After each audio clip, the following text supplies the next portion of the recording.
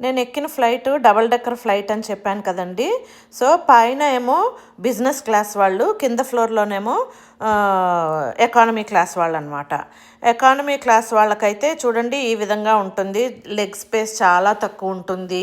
And కొంచెం height ఉన్న వాళ్ళైతే కొంచెం కష్టపడి కూర్చోవాలన్నమాట, ఆ విధంగా ఉంటుంది. కానీ ఫుడ్ విషయంలో కూడా చూడండి, ఫుడ్ మనకి అన్నీ ఒక చిన్న ట్రేలో అన్నీ చిన్న చిన్న బాక్సుల్లో పెట్టిచ్చేస్తారు. ఈవెన్ కట్లరీ కానీ అన్నీను, సాల్ట్ పెప్పర్ కానీ అన్నీ చిన్న చిన్న ఎక్కడుంటాయో కూడా కనపడవు అనమాట, అంత చిన్న ప్యాకులు అనమాట. కానీ బిజినెస్ క్లాస్కి వచ్చేటప్పటికి అప్స్టేర్స్ ఉంటుందండి. మన ఎకానమీ క్లాస్ దగ్గర నుంచే అప్స్టేర్స్ స్టెప్స్ ఉంటాయి, అక్కడ నుంచే ఎక్కి వెళ్తారనమాట.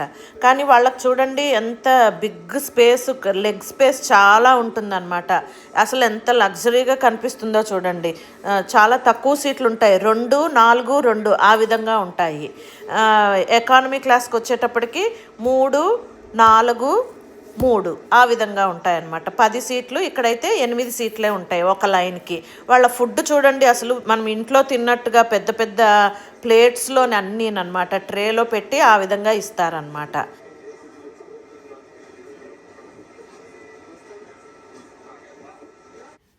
ఇక్కడేమో హెడ్ రెస్ట్ చూడండి, ఇదైతే ఇంకా అందరి సీట్లకి ఉంటుంది. ఎకానమీలో ఉంటుంది, బిజినెస్లో కూడా ఉంటుంది హెడ్ రెస్ట్ అనేది.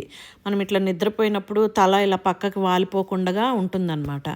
పిల్లో చూడండి మనకి ఇంట్లో బిగ్గు బిగ్గు పిల్లోస్ ఉంటాయి కదా, ఆ విధంగా ఉంటాయి. అదే ఎకానమీ క్లాస్లో అయితే బుజ్జి బుజ్జి బేబీ పిల్లోస్ లాగా ఉంటాయన్నమాట. ఇంకా లెగ్ స్పేస్ చూడండి, చాలా ఇంకా హైట్ ఉన్న వాళ్ళు కూడా కొంచెం ఈజీగా కూర్చోగలుగుతారనమాట. అదే ఎకానమీ క్లాస్లో అయితే చాలా కష్టంగా ఉంటుంది, అంటే కొంచెం ఇబ్బందిగా లెగ్ స్పేస్ సరిపోదు కదా, ఆ విధంగా ఉంటుంది. అంటే టికెట్ ప్రైస్ కూడా వేరే ఉంటుంది కదండి, ఎకానమీకి బిజినెస్ క్లాస్కి 5 times తేడా ఉంటుంది, ఆ విధంగా ఉంటుందన్నమాట.